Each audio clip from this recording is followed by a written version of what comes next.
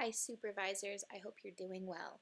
I apologize for the lateness of this email. All of the students that have submitted their work by today for their first draft of their personal project report can be found here in this folder. I'll be updating as we go along and directly sharing things with those of you as some reports come in later, if they come in. Some students today were in a mad dash asking for extensions from each of you. Again, you are under no obligation to grant those extensions, but if you can find it in your heart and you have time, please do that if possible. In order to help you provide feedback, I've added some resources here. So what I'm hoping that you do is you can take 15 to 20 minutes by this Friday to give some feedback to each of your students about some specific steps that they can take to improve. This can be things like add evidence, give more detailed explanations, rearrange or reformat.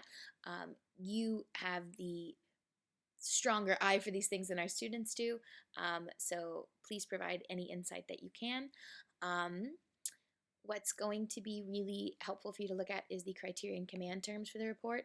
Many of our students struggle to understand the difference between a description and explanation, so take the time to help coach them through that, as those small details can really be what hold our students back. Maybe they've done a really good job, but they just haven't fully explained what they need to explain. So we can help them find the right ways to do that. Following the criteria, I also have some IB marked examples. If you look through these are examples of obviously students that did very, very well and students that did not so well. So if you want to look at a few of these and see how these students did compared to your own, you can help try to provide some improvements. There's also comments there that were left by the IB moderators, and those can be useful to look at. We will look at this more extensively as we go to moderate ourselves, but for now, I think just a quick look through at maybe one of the stronger examples, and perhaps a brief look at one of the weaker examples can help you, gauge where your students at and try to coach them into something stronger.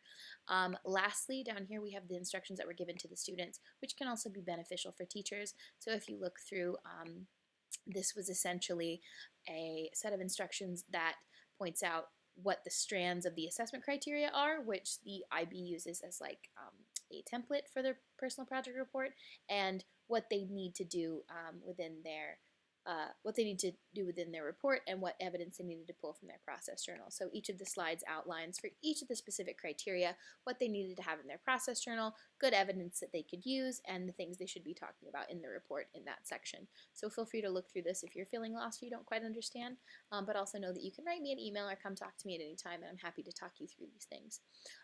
Please send evidence of the feedback that you give to the student in an email that you CC me on by Friday. So just whenever you do look at your student's work and you have some feedback, you can add comments or add feedback in any way you want, whether you want to write it up in an email or add comments to a Google document. Just send that to a student and share it with me at the same time so that I can confirm you've given these students feedback on their work.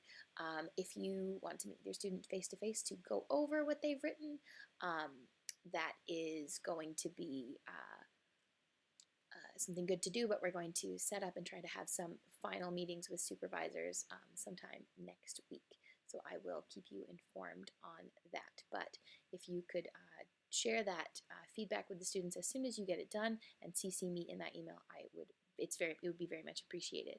I've got some tips here for maybe people who've arranged for later submissions with their students, or people who are having trouble giving feedback. But again, if you have any questions, please let me know, and I am here to help. Have a good one.